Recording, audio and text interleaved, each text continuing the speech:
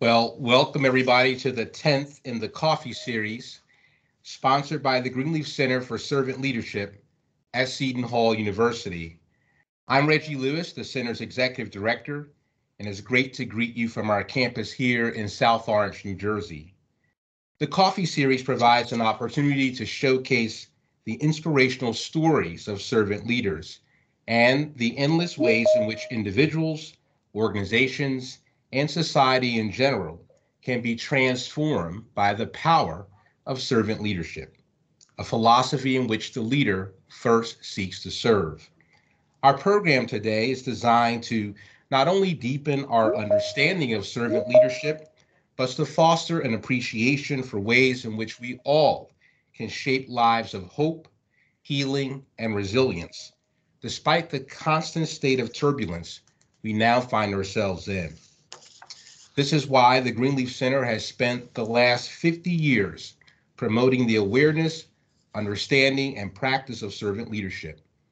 In addition to our webinar series, the Center's signature programs include supporting research on servant leadership, online learning opportunities for professionals seeking to apply servant leadership in the workplace across multiple sectors. We also partner with the university's Upward Bound College Readiness Program to expose high school students to the notion of first seeking to serve. And last fall, we unveiled an annual lecture that brings together thought leaders and issue experts to address significant societal challenges confronting our nation today. This afternoon's webinar was made possible by the generous support of our guest, Dr. Alex Kor, whose efforts to continue his mom's life's work to forge a society that always bears witness while also leveraging the power of forgiveness indeed makes him a servant leader exemplar. Of course, Dr. Kor will be properly introduced shortly, but Alex, please know that on behalf of the center, we are so very honored to have you with us here today. And we're also grateful to our neighbor and partner here on campus, the Sister Rose Thering Fund for Education in Jewish Christian Studies, for all their support in making today's event possible. Here to provide greetings on behalf of the fund is Dr. Anthony Chiclatano, Executive Director of the Sister Rose Thering Fund and Associate Professor of Religion at Seton Hall University. Welcome, Tony.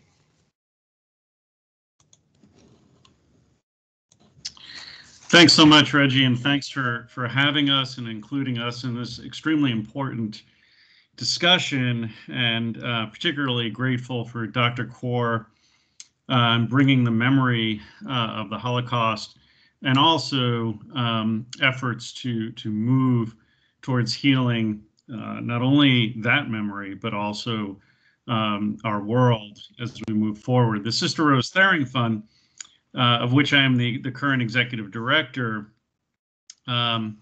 was generated by an extraordinary woman, Sister Rose Thering, who made it her mission to eradicate anti-Semitism from Catholic school teaching and textbooks first, and then to work against ignorance and bigotry more broadly, extending also to the public school system. She worked to get a mandate established for Holocaust education in the state of New Jersey, and today at least 36 states have such a mandate.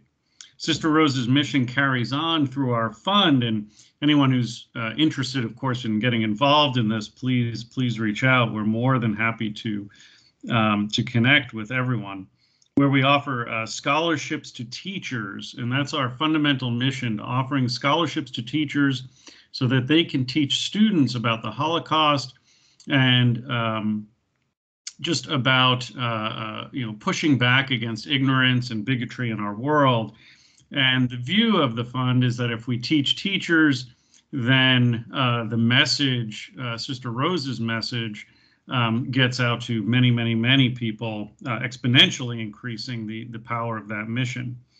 So we offer these scholarships for students to study, for teachers to study in Seton Hall's graduate program in Jewish Christian Studies. You can take 4 courses, and we pay for those 4 courses. Of course, I am particularly grateful to the executive director of the Greenleaf Center for having invited the Sister Rose Thering Fund to participate in today's event. And Sister Rose, of course, was an extraordinary servant leader. It is especially important and central to our mission to hear from Holocaust survivors and their families, especially as survivors get older and they pass on. We need to make extraordinary efforts to make sure we're continuing their memory and their witness, as Reggie so well said. To hear from Holocaust survivors and their families, like Dr. Kor today, and to always remember this event, to study it and to learn its lessons so as not to have it repeated. Thank you so much, and thanks everyone for being here. Very appreciative. Thank you so much, Tony. It's now my pleasure to introduce the moderators for today's program. Dr. Shan Furch is Professor of Leadership in the PhD program in Leadership Studies at Gonzaga University. He is also the editor of the International Journal of Servant Leadership, and his work regarding conflict and the human will to forgive and reconcile has appeared in scientific journals across the globe. Among his extensive contributions to the servant leadership literature include his recent authorship of Servant Leadership and Forgiveness, SUNY Press. I would also be remiss in not acknowledging Shan's incredible service on the Greenleaf Center's selection committee for our Greenleaf Scholars program. Co-moderating with Shan will be Graham Honaker. Graham serves as the executive director of Principal Gifts at Butler University. He is also the esteemed vice chair of the Greenleaf Center's Board of Trustees. Graham recently co-authored The Cinderella Strategy, the game plan behind Butler University's rise to prominence, I should say. Graham is also modest, so I'll say it. He is the brainchild behind our theme today, Servant Leadership and Forgiveness, one of the many examples of his support and loyalty to the center. I now turn the program over to Shan and Graham. Well, good afternoon, everybody. It is great to be with you today. I'm coming to you from snowy New York City, and again, honored. I've been a part of a number of events with the Greenleaf Center, and this will rank as my favorite due to my connection with the presenter today and his family. Shan, didn't know if you had a word before we get going here. Just want to thank everybody for being here, and for Dr. Kor, your presence and the beauty of the generational healing that comes from your family. Thank you. So I would like to introduce Dr. Alex Kor, who is one of my very best friends. I don't know if he feels the same way, but he is a wonderful friend of mine. Alex Kor is the son of Michael and Eva Kor, who both survived the Holocaust. Michael, as he was known as Mickey, was liberated from Buchenwald by Lieutenant Colonel Andrew Neff of Terre Haute, Indiana. And after the war, he made his way to Terre Haute, where he finished high school and college. In 1959, he visited Israel, where he met Eva Moses, a twin who was a subject in Dr. Joseph Mengele's twin experiments at Auschwitz. They eventually married in 1959, and Mrs. Kor founded the Candles Holocaust Museum in Terre Haute. Until her passing, she lectured all around the world on Holocaust education, primarily on the notion of forgiveness as a seed of peace, whereas anger is a seed of war. Dr. Kor, a native of Terre Haute, is a podiatrist now in Lebanon, Indiana, which is just north of Indianapolis. He is a very talented tennis player. He will be humble in that regard as well, but a tremendous person, and we're honored to have him here today. Before I begin engaging Dr. Kor with questions, we have just a brief video that we want to show that I think gives you a little bit of a depiction of his mom and her life's work. Eva is the model of, you think you have it hard. Let me tell you a little story. Eva Moses Kor, survivor, teacher, global inspiration, a Hoosier example for the world to follow. We are free! We are to have come as far as she has come, to have reached the stature that she has reached, is an extraordinary achievement. Born in 1934 into an idyllic farming life in Romania. eating some juicy cherries, looking at the sky. Eva saw that life shatter when the Nazis occupied her village. Soon the Moses family, the only Jews in town, were carted off to Auschwitz, the deadliest of Nazi death camps. What Eva went through there at 10 years old is still hard to imagine. There was everything in the world was done to me that would have killed me. And here I am alive. After being separated from her parents and older sisters, never to see them again, Eva and her twin Miriam were used in experiments by Nazi Dr. Joseph Mengele in his efforts to create a perfect Aryan race. Took lots of blood from here and lots of injections into here. 3,000 twins were experimented on in the Holocaust. Eva and Miriam were among only 200 who survived. Eva's self-liberation, however, was a long time coming. She eventually married and in 1960 moved to Terre Haute. There, Eva suffered tremendously, isolated by her confusion and rage about what had happened to her. And most of my battles were alone. Nobody understood it. Her anger was equaled by fierce determination. Single-handedly, Eva introduced the Mengele twins to the world, and she initiated the biggest manhunt in history. The worldwide search for this war criminal was given new impetus today by those who were his victims. Her ability to keep hearkening back from her little perch in Terre Haute, Indiana, was what woke up the world. Eva's biggest accomplishment came from within. I, Eva Moses Kor, hereby give amnesty to all Nazis who In 1995, on the 50th anniversary of the Auschwitz liberation, Eva Moses Kor returned to the camp to announce that she had forgiven the Nazis. Enough is enough. I am healed inside. Since then, even amid debate over her decision, a one-time prisoner and long-time outcast flowered. Through her Candles Museum in Terre Haute, Eva dedicated her life to combating genocide, to spreading inclusiveness, to healing the wounded, and to planting seeds of self-empowerment and hope in a new generation. She does not want you to leave the museum crying. She wants you to leave the museum smiling and empowered and ready to make a change in this world. In her final years, Eva was followed and honored as never before. The Grand Marshal of the 61st IPL 500 Festival Parade, please welcome Eva Kor. She received Indiana's highest designation. It is my deep honor to present my first Sachem Award to Eva Moses Kor. And a new documentary and education program are taking her example and messages around the nation and beyond. She has more momentum now than she's had at any other time in her life. And so many times we are hearing people say, my gosh, that woman is incredible. And you can change the world. Did you know that? I want to be like her. I'm not an ordinary kid. I can change the world. I can do something special. Eva Moses Kor, life force, teacher, inspiration. A woman who stood as the perfect example of the power a single person has to make the world better.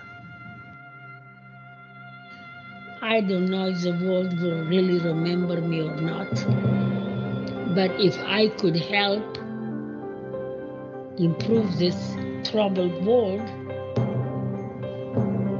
that's good enough for me.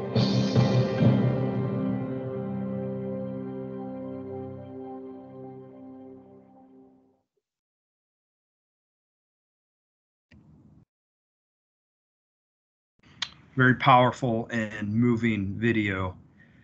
Well, let's get started with our dialogue with Dr. Kor. And one thing, probably most important, I forgot to mention is you are a Butler graduate. So I'm remiss in mentioning that. But Alex, as we begin the questions, we know about your tireless work to preserve your mom's legacy, her memory, promoting healing and forgiveness. But briefly, can you talk about your work as a physician? Yeah, so I'm a podiatrist here at in Lebanon with Witham Health Services, and essentially been a podiatrist for over 30 years, and enjoy sports medicine, do a little surgery, and really just enjoy helping people. So I don't know if that came from my roots are in Terre Haute with my mom and dad, but I think somewhere along the line, helping people is kind of the common denominator. You obviously had two heroes in your parents, and by the way, they were also my heroes as well. Who else did you look up to? Who did you admire growing up?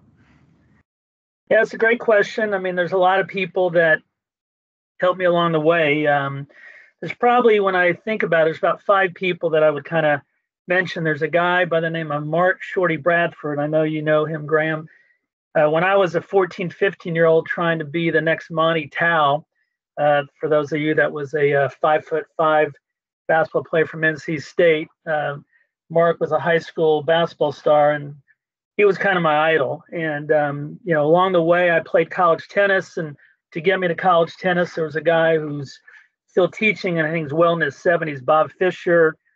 And when I was playing college tennis at Butler, 2 college coaches, Bill Bergman and Nick Davis, really helped me out along the way. And a lot of the things they helped me out with had nothing to do with sports. They were about leadership, about having confidence in yourself, about work ethic. And then really lastly, for my professional career, my residency director was John Grady, who happens to be also a great basketball player. But yeah, I think all 5 people shared a lot in that they really drove me to be my best and to, in a lot of ways, really embrace the idea of servant leadership.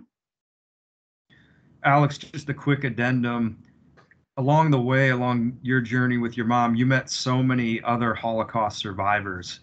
Just briefly, can you articulate what they meant to you as well, in addition to your parents? Yeah, there's no doubt. I mean, all my relatives in Israel are Holocaust survivors, essentially. And so since I was 4, 5, 6 years old, anytime we would go to Israel, we were around family members who were Holocaust survivors. So, I think there's a common thread among all survivors, that perseverance, never giving up, exhausting every option to get to your goal. They really taught me a lot over the years. And I think, obviously, we'll talk about forgiveness, and not all survivors agree with my mom's idea of forgiveness. But there was a definite common thread.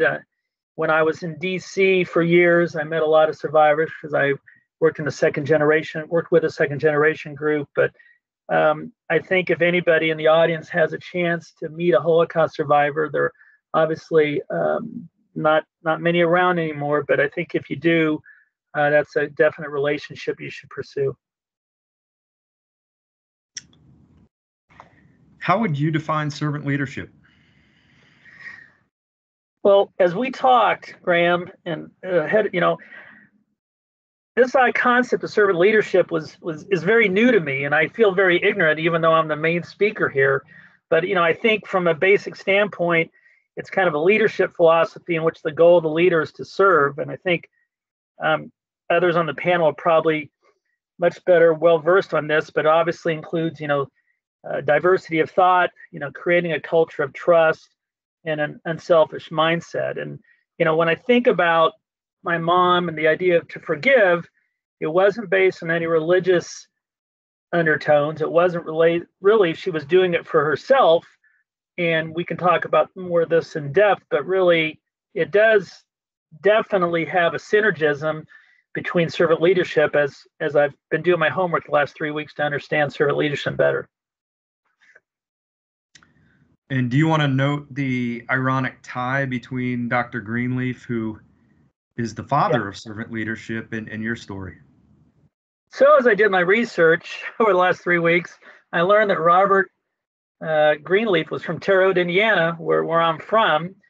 And, ironically, I think there were some things put on social media to advertise this, and a high school classmate of mine said not only, is Robert Greenleaf from Terre Haute, but he then mentioned that my father, who was a pharmacist for years and years, really embraced this idea of servant leadership, because apparently my high school classmate's Mickey Hines, and he said, yeah, when I was a little kid, my dad would open up the pharmacy to fill a prescription when the pharmacy was closed.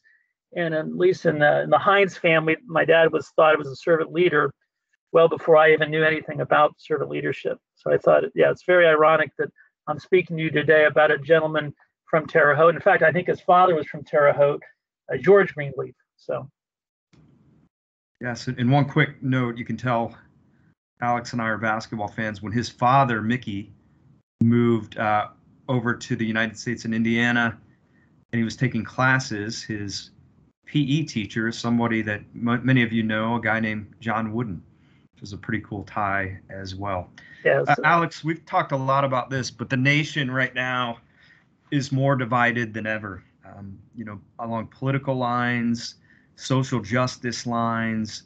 We are truly a divided country. What is the role and responsibility of leaders to bridge these divides and try to unite us?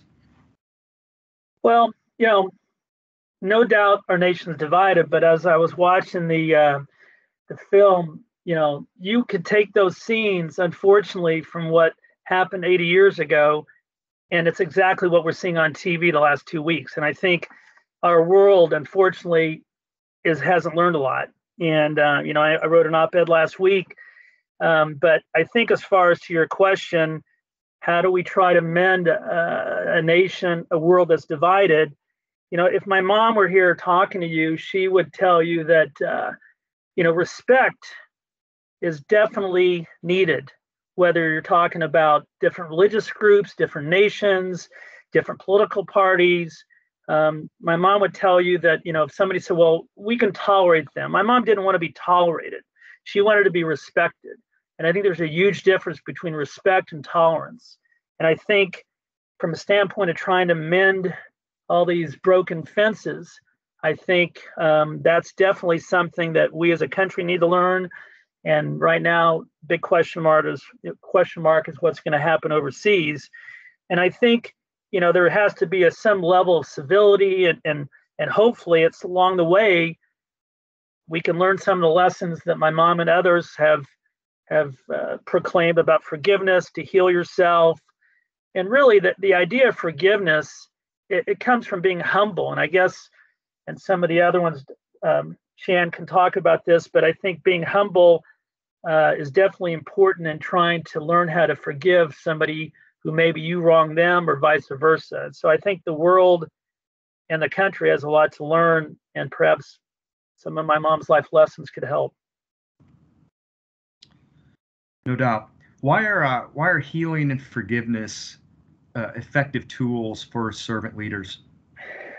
Well, again, I think it kind of goes along with what I just said. I think that if my mom were answering that question, she didn't know when she happened to meet, in this case, Dr. Munch, who was a Nazi doctor. She didn't realize that when he agreed to come with us to Auschwitz in 1995, that she was going to forgive him.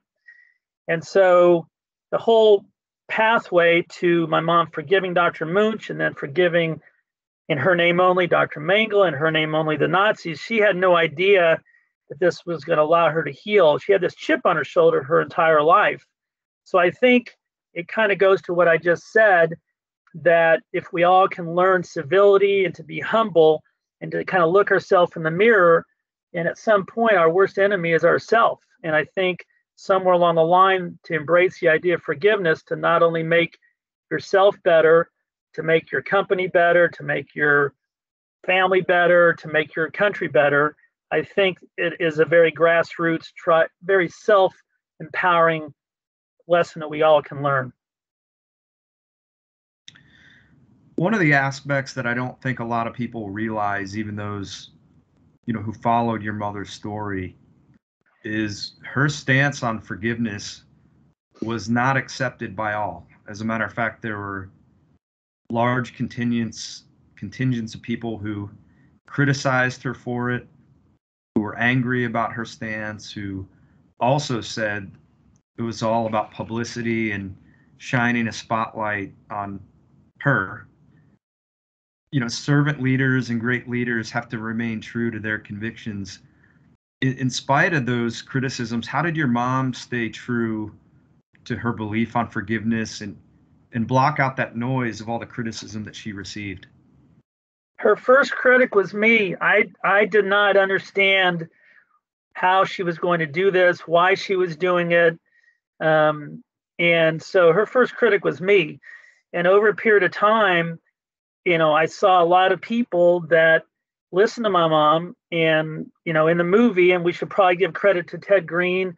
The movie that we saw was a trailer for Eva A-7063. But in the movie, there are 2 or 3 people that met my mom along the way that had nothing to do with Holocaust, nothing to do with being Jewish, but they were in the process of possibly committing suicide, and they learned a lot by trying to forgive. But to your point, my mom was, to say the least, was very driven. And if somebody said, no, I don't, you're doing this for publicity, or you really don't believe in this, she was even more determined because she saw in her own self the benefits of forgiveness and how it changed herself and how it empowered herself. So, and the big thing is that it's not for the instigator, it's for the person that has to forgive. It's for them. It gives them the power. It does not give the power to the perpetrator. It gives the power to the victim. And my mom was very defined in that, saying that, if you want to learn how I did it, I can show you how. If you want to take your pain back, you can easily go back and become a victim again. And so she was very steadfast that as her life process and propelled from 1995 on, when she decided to forgive, she became happier, she laughed more, and so her whole life changed. And because of that, you weren't going to change her mind no matter what. And even to this day, unfortunately, after she passed away in July of 2019, there have been a couple op-eds written, a couple of people that have not agreed with her, and so I do my best to try to continue to kind of protect her life messages. Thanks for that. We have a great crowd today. By the way, this is the largest crowd that we've had for one of our coffee talks in this series. And we have leaders from all different backgrounds, for-profit, not-for-profit. What are the lessons that leaders can take from your mom on forgiveness into their organizations to be a more effective leader and to build a more effective organization? Beyond what I've said, in my research over the last 3 weeks, I talked to a family friend who's from Terre Haute. He has an MBA. He was with a major insurance company, and he sent me this by text. I think it's very appropriate and like to read it very quickly. His name's Mark Hord. Inclusion in the workforce is a big topic now, be it improving representation of employees, leaders with different backgrounds and ethnicity, and embracing ideas, risk-taking of a more diverse workforce. With that in mind, leaders have to acknowledge, aka forgiveness, that their current bias and perceptions they may have about employees who don't like them, who don't look like them, or from different cultures, and start to build trust and better understand and embrace all employees in an authentic manner. Many leaders in key positions are really just one generation removed from all the racism and inequality which existed in our society, various professions in corporate America that our parents witnessed as kids. Leaders grow at different rates, some less biased, some more biased. I couldn't answer that question better than my friend Mark, so I thought I would read it. But yeah, I think there's no doubt that the concept of forgiveness, healing, collaboration, an unselfish mindset is key to having any organization grow. And from what I know, somebody told me the other day that it's kind of that pyramid, not the pyramid of success with John Wooden, but the pyramid where the CEOs may be on the bottom and either the patients or the workers or the frontline people are at the top. So I believe that's the best way I can answer that. I'll just flip the question real quick. How can harboring grudges really inhibit an organization's ability to reach its potential? And I will say this, another fact about your mom that I don't think people realize, she went through so much through the Holocaust and being imprisoned at Auschwitz. But many people don't realize that just 22 years ago, her museum was burned to the ground by white supremacists. And so even 45 years later, she is still dealing with these very, very difficult things that most people would have a hard time forgiving. Can you just talk about that? And again, how the inability to forgive can really harm not just an individual, but an organization? And I'll try to answer that in terms of being the son of a Holocaust survivor who forgave.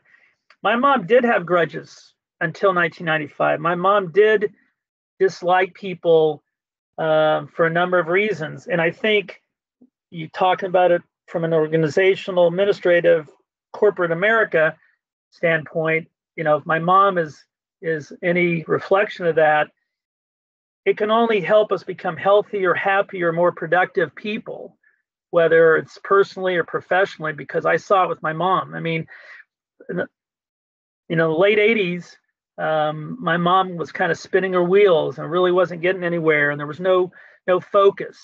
And unfortunately, as you know the story, my aunt, my mom's twin, died in 1993. That led to her meeting Dr. Munch, who was a Nazi doctor. That led to her forgiving Dr. Munch and Dr. Mengele and the Nazis in 1995 in her name only. And really, I think from an organizational corporate America type of perspective, I think that when we talk about what my friend said, I think, it does help people, help a corporation, help a country to try to, heal themselves by empowering themselves. And one of those ways would be to forgive, and never to forget. I think forgetting is dangerous, but forgiveness can be productive. My final question before I turn it over to Dr. Furch. Forgiveness is not easy for everyone, and yet we all have someone or several people in our lives who we're angry about, we harbor a grudge about. Your mom even helped me get over some really tough situations with people that I knew in terms of being able to forgive them. What advice would you give to somebody here listening on the steps to beginning down the path to forgiveness? I'll again try to answer it as if my mom were answering it, because she would tell people, and she did lecture to people about how she went through this process. She would tell you or anybody to go into a room, close the door, pretend like that person or persons is in front of you, and write a simple letter of forgiveness. I forgive you, even though you are a, blankety blankety blank, but I forgive you for doing this wrong thing. Never give that letter. Never give that letter to that person. It's for you. Forgiveness is for the victim, not the perpetrator. Never give that letter to anybody. And that's how my mom did it. She one day decided, that she was going to forgive Mengele. So she went into her office in the house and did exactly follow those steps, and it changed her life. And obviously, we've talked, it's not for everyone. And as my mom would tell you, if you feel better being, the victim being bitter about life, then you don't need to forgive, or you can tear up that letter. But for my mom, that was the process that she recommended to others asking that same question. Well, Alex, I'm most grateful for your time, truly grateful for your friendship, and also grateful for the impact that your parents have had on me. So I will now turn this over to Dr. Furch. Thanks, Graham. Thank you so much, Alex. What a good thing for all of us to be participating today and to just hear from you about your mom. And it's such a journey, isn't it, for every person? So I'm interested, you as her son, and you being a brilliant person as she, I'm sure, helped train you to be, and your father too, in different ways. What was that conversation like between you and her as it went on regarding her? She sounds like such a strong, sounded like, you know, her way of being was such a strong, you know, productive life. But even in the family, right, we all struggle over whether or not and why to forgive something. And so you and her in those conversations, give us a little more about that. Like, what were you saying to her? What was she saying to you? Or what did you learn from her? What did you see in her? And what were you, you know, obviously myself as a son, I might be like, you know, hell no. Why are you trying to forgive this, you know? But anyway, go ahead. You know, I think for me, when she told me she was going to do this, I didn't understand what good could come out of it. And more importantly, I was always looking out for my mom's welfare, and that I thought people would criticize her for going out on a limb. And that was my first kind of knee-jerk response, was I wanted to protect her because she never thought about the consequences of her actions. Never. And my sister and I, and to some extent my dad, would talk to her and say, do you understand how this is going to play out? And she goes, I don't care how it's going to play out. It's going to help me. And a lot of people will criticize her and say, well, it's very self-centered. And I agree. It is very self-centered, not so much to forgive, but to make it so public. But then over the years, from 1995, over the last 20 some years or 18 years, whatever, it really has done so much good for so many people that I think my initial knee-jerk response to be critical of her obviously has gone by the wayside. And I do understand, you know, both sides. You know, at the dinner table, we would talk about it. My dad would say, no, I can't forgive. And in fact, I can tell you a story. In the maybe 2012 or 13, my whole family was invited to go back to East Germany. And my mom, and we're going to speak to children of Nazis and third generation near Weimar. And my dad said he can't go. And so they came to interview my dad because they wanted him on video. And he said, look, as I look at the streets with the cobblestones, I will still see the blood in the cobblestones. And ironically, a couple of years later, my dad being a big basketball fan, his favorite player was Dirk Nowitzki. And he then wanted to have a press conference to forgive anybody in the Dirk Nowitzki family. And he did. And you can look it up online. But to answer your question, my mom and I had these conversations. And, you know, eventually, as time would tell, she was right and I was wrong, because it did, first of all, it did do her a lot of good, and it has helped a lot of other people. I really appreciate that. You know, a lot of us have some history. My German grandfather married my Czech grandmother in World War II in New York City after Germany had invaded Czechoslovakia and commenced their genocide. So there's all this history in our families of how people decide to unify and forgive. And it's beautiful to see how your parents approached it. And especially just that you were, you know, the grown children were such a part of that ongoing conversation. You know, we're in a strange but pretty exquisite research path over the last 50 years that people doubted so much, because research for so long just looked at things like depression and narcissism and anxiety. But these last 50 years, it's actually taken on some of these qualities like forgiveness, gratitude, resiliency. And in the forgiveness research, it's powerful. So I want to ask you something about that. So forgiveness, you know, people with higher forgiveness capacity in the research literature now, they tend to, you know, significantly more than groups without higher forgiveness capacity, but they tend to have lower anxiety, lower depression, less heart disease, and then stronger links towards stronger immune systems. So that's why we have the Mayo Clinic using forgiveness therapy with all cancer, you know, clients. So in light of that, your mom lived through it, and you got to see, and I've heard you explain it, that she kind of made a transition. But what do you think was the significant leverage that made her go to that transition, into the forgiveness? It wasn't any type of formula. She didn't look for it. Yeah. She was kind of bitter. And quite frankly, the process, my aunt died, and my mom was trying to figure out how to help other twins. There were, at the time, about 130, 140 Mengele twins around the world. So she wanted to do something to see if she could help the other twins. And it so happened that a Dr. Mihalchik from Boston University asked my mom, this is a couple months after my aunt died in '93, we want you to come here to Boston to lecture on medical ethics. And by the way, do you think you can bring a Nazi doctor? And my mom she liked to be a comedian. And she said, well, Dr. Mihalchik, the last time I looked, Nazi doctors are not advertised in the yellow pages. But she remembered that the last project my mom worked on was in Germany on ZDF. And so she thought she remembered that the producers knew of a Nazi doctor that was still alive. Sure enough, they did. They contacted on behalf of my mom, Dr. Munch, thinking he might come to Boston. And they said, no, he's not going to come to Boston, but if you go see him in Germany, he'll do the interview. And because he granted my mom the interview, she was very nervous. She had not met a Nazi doctor since 1945. His story is very unique, but he actually helped 20-some Jews live longer, free them. He helped them. The experiments he made up were fictitious. And so during this interaction meeting in Germany, she asked him to come to Auschwitz to document the atrocities because he was a Nazi doctor. And my mom then said, well, she came back to Indiana. This is 18 months before the 1995 50th anniversary.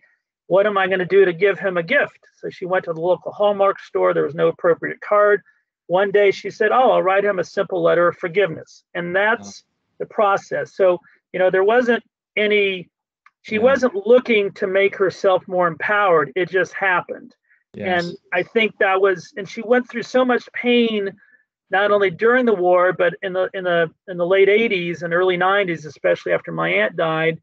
This really allowed her to get that chip off her shoulder. Wow, that is profound. Servant leadership has this difference between other leadership ideas, and probably it is grounded in this Terre Haute, people of the earth perspective, and which Larry Bird had that maybe in his jump shot a little bit. Yeah. And in any case, the difference is it does something with power, right? And it says that the true test of a servant leader is that others around that person become more wise, more free, more healthy, more autonomous, better able to go out and basically help the world, which sounds like your mom's mission, So in thinking of that, it just made me think, like, your mom's journey, how did that make, in your opinion, how did that make you more wise now, like in your life? How did her journey towards forgiveness make you more wise? That's a great question, Shan. I think whatever wisdom I have comes from really both my parents, but really to know where she came from, and that she left this earth a much more happy, empowered person. For me, definitely forgiveness, played a major role. And along with that, the connection to servant leadership, and exactly what you said, that it helps people physiologically, emotionally, mentally. That was her since 1995. She didn't, if something upset her, she got over it quickly. And she always tried to, her big thing was to turn a negative situation into a positive. When somebody would pass away, she would think, well, let's do a scholarship in their honor. She would always try to make a negative. And that's really one of the things I probably learned the most was whatever negative thing happens to me, I can turn it into a positive. And I think that's, for me, probably the one takeaway from really both my parents, but also because of my mom's ability to forgive. Thank you. So the final question from me is, and before I ask it, I want to say thank you to your father and to your mother, and especially, for your presence here as an echo and a representation and embodiment of what they lived. And the final question is, as I've gone around the world as a forgiveness and genocide researcher these last 30 years and just listened to people, there's something that has come up that I'm interested in, which is forgiveness is, yes, a very difficult passage. And then there's also this other passage, which is asking forgiveness and making things right. What do you notice about that? There's forgiveness and there's also asking forgiveness and making things right. And just give us whatever your thoughts are on that. A lot of people, the idea of forgiveness, my mom at one point thought it was the wrong word and she was going to try to invent a new word. And then we thought about one point using the word reconciliation, but it really wasn't truly reconciliation. I think in another movie done about my mom called Forgiving Dr. Mengele, and I can't remember the gentleman's name, but he really thought that my mom's forgiveness was forgiving the bad memory, forgiving the pain. And I really think it's not one word, but it really reflects exactly what my mom went through. She can't forget. None of us can forget. But I think, and it really not truly reconciliation, but the other thing is asking forgiveness, or I think a lot of people are afraid to do that. I think a lot of people think, we talked about earlier, being humble and having trust. I think a lot of people nowadays are afraid to ask for forgiveness. And one other thing that rings a bell, my mom would, when she talked to little kids, which you saw in the video, she thought, we teach kids reading, writing, and arithmetic, but we don't teach them how to forgive. And, when little Johnny pulls Mary's hair, Mary slaps Johnny. But I think at some point, young teachers should try to say, well, let's talk about forgiveness. What does forgiveness mean? Because, we're all taught to hit back. And I think even at the very elementary level, from an educational standpoint, this would be something that we could all learn from. That's powerful. Thank you so much, Alex. Thanks a lot.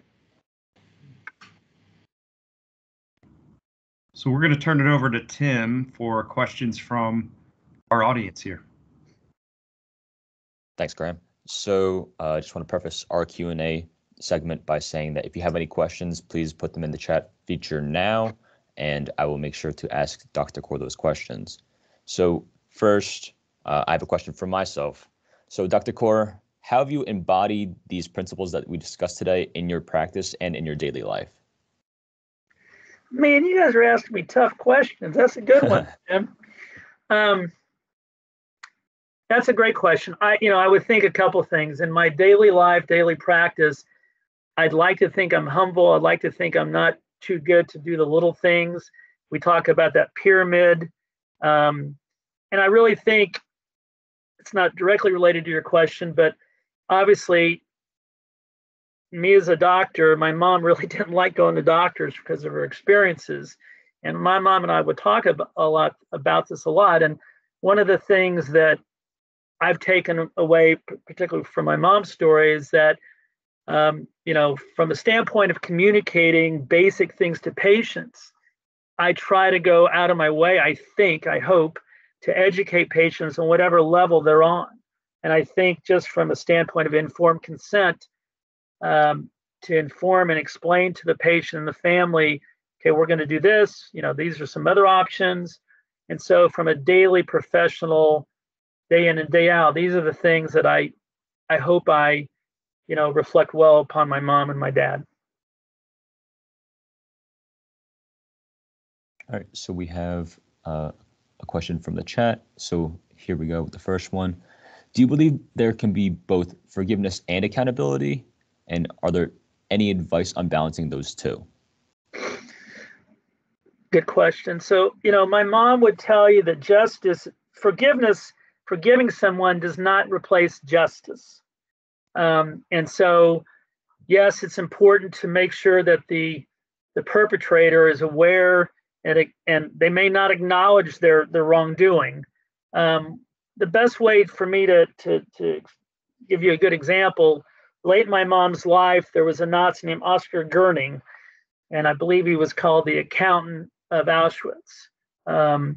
And he, late in life, basically was discovered, and was put on trial. And he acknowledged that he was in the Nazi Party, acknowledged that he was involved, and even showed remorse. My mom was asked to testify, and my mom said, yes, he should, pay the price, but that price should not be in prison. He's 90 some years old. He's going to die in prison. My mom thought, let's make the society better. His punishment should be to go out and lecture to high school kids in Germany about his past and about why, in this case, being a Nazi, this type of mentality is wrong. Because obviously throughout the world, we still have people that are, neo-Nazis or whatever. So, and my mom was heavily criticized for this. And so I think from a standpoint of trying to draw a balance between forgiveness and justice, my mom's idea was, again, to make a negative into a positive. Yes, he should acknowledge, which he did, but he should also, his penalty should not to be in prison, but to lecture, to educate the public about his wrongdoings and how that can help the future of the world. Okay, our next question. Do you think there's a connection between the fear to ask forgiveness and the admission of guilt and the consequences of that in our current social landscape and the ramifications to one's life professionally and personally? Oh, boy. I do think there's a fear to ask forgiveness. And the rest of that, what you said, I think it all stops, unfortunately, when somebody doesn't have the courage to ask somebody to forgive, or that they want to ask for their forgiveness.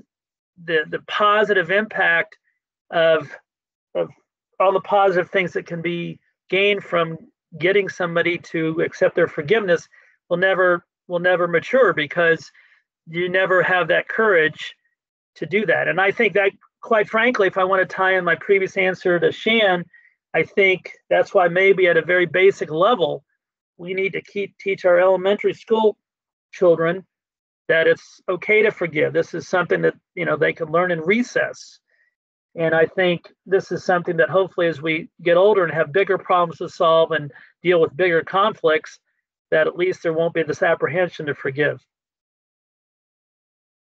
Our next question. When you forgive, does it mean you give up your rights to punish the offender? Does forgiveness mean no sanctions? Obviously, the word sanctions right now has a different connotation, but I think, like I said earlier, I think my mom would answer that question by saying that it is important to, in my mom's situation, Mengele was no longer here to show remorse, and probably would not have shown remorse. But my mom thought, if that's the case, and she will always be the victim. If she had to wait for the perpetrator, to show remorse, she would live the rest of her life from 1995 to 2019 as a victim with that chip on her shoulder. So I think there definitely is a delicate balance between, some type of justice, whether it's what my mom wanted for Oscar Goerning, or even, imprisonment, and then hopefully then the victim has the ability and the wherewithal to forgive. We have another question. So, Alex, your mother led trips back to Auschwitz. Have you been back there since her passing, or are you planning on leading a group there in the future? So my mom died July 4th, 2019, 6-7 months before the 75th anniversary, of which she wanted to give a speech. So yes, I went back with the group from Candles Holocaust Museum and Education Center. We went January of 2020, the 75th anniversary. Very strange. It was the first time. I've been going back since 1985. So it was obviously very strange to be in the same hotel, to be in the same places without her. We were supposed to go last summer. COVID was an issue. We are planning to go in the future. Unfortunately, with the current war, Ukraine, and all the refugees in Poland, Candles, we just announced this week that we will not be going this summer. But yes, I would definitely anticipate that I'll be going back to lead a trip and, walk in my mom's shoes, so to speak, hopefully the summer of 2023. Thank you, Dr. Kor. So Thank you. That'll conclude our Q&A segment, and this will also conclude our webinar today. So before we go, I just wanted to say a few things related to our webinar and the Greenleaf Center. It's not too late to register for next Friday's Greenleaf Academy course, Implementing Servant Leadership. This is a great opportunity for you to further expand your knowledge on servant leadership. If you enjoyed today's webinar, you can also visit the Coffee with Webinar page on our website, greenleaf.org. You can watch some of our past webinars, which include former Starbucks CEO Howard Bahar and CNN contributor Chris Purnell. On our website, you can also view the banners from past webinars and keep up to date on when the next webinar will be. I will be dropping a link in the chat for a, sorry, bear with me 1 second. I just need to get this link. It is for a survey that we please ask you all do. It'll only take about 1 to 2 minutes, and we would greatly appreciate if everyone could just take this survey. And now, once again, thank you to Dr. Alex Kor for speaking to us, the Sister Rose Thiering Fund, our moderators, Shan and Graham, and last but not least, thank you to you, the audience, for joining us.